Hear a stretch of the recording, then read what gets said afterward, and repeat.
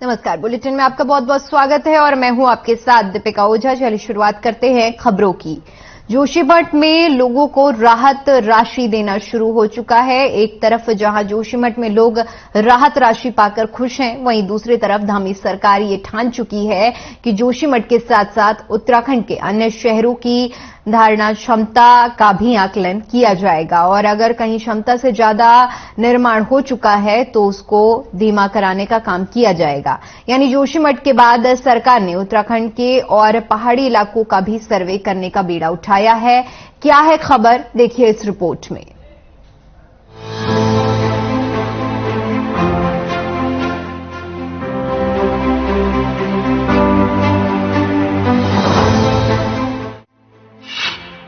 आपदा प्रभावितों ने किया सीएम धामी का धन्यवाद।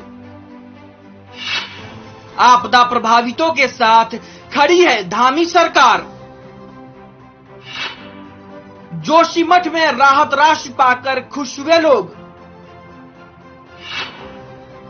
धामी सरकार का प्रयास, जल्द हो पुनर्वास।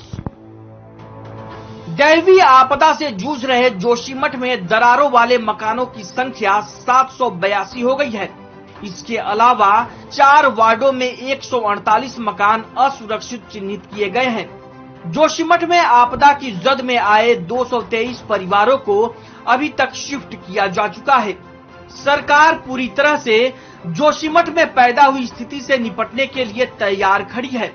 धाकड़ धामी ऐलान कर चुके हैं कि प्रभावितों को बिल्कुल भी घबराने की जरूरत नहीं है।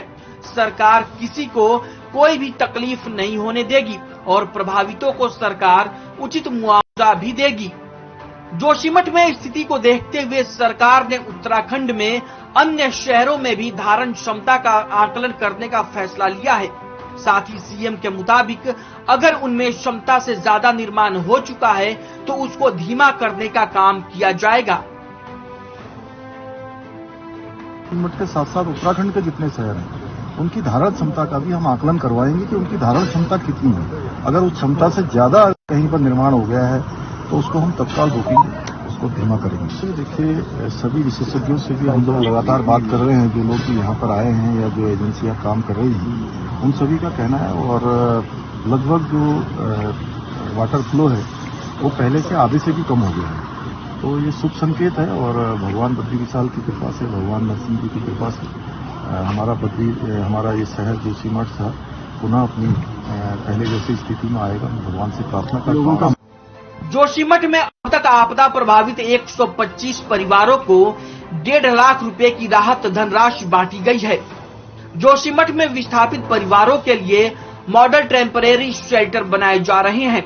ये ऐसी जमीनों पर बनाए जा रहे हैं जो सुरक्षित हैं। प्रभावित लोग सरकार से राहत राशि लेकर राहत की सांस ले रहे हैं। तो वहीं लोगों का कहना है कि सरकार जोशीमठ में आपदा प्रभावित लोगों के लिए जो भी कदम उठा रही है वो सराहनीय है।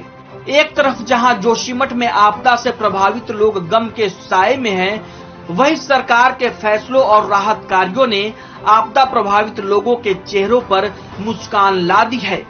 सरकार बराबर व्यवस्था कर रही है। प्रशासनिक के कर्मचारी भी हमारे साथ लगातार वार्ता कर, उन्होंने हमें बता रखा है कि भाई आपके पास कोई भी कमियां होगी आप लगातार हमसे फोन पे संपर्क करना है और जो भी कमियां हमको लग रहा है कि ये कमियां हो रही था हम प्रशासन अधिकारी, उप जिलाधिकारी महोदय से लगातार संपर्क में बने हुए हैं। फिलहाल तो सरकार व्यवस्था करी, तो ऐसी आपदा घड़ी में सरकार भी क्या कर सकते। अगर एक परिवार की बात होती तो 5-5, 600, 20 हजार की बात हो रही है। तो ऐसे में तो कुछ पब्लिक को भी रियलाइज करना पड़ेगा। बेटा व्यवस्था तो ठीक है, सरकार भी क्या करेगी, इतने लोगों का वो करने में तो टाइम लगता है जी।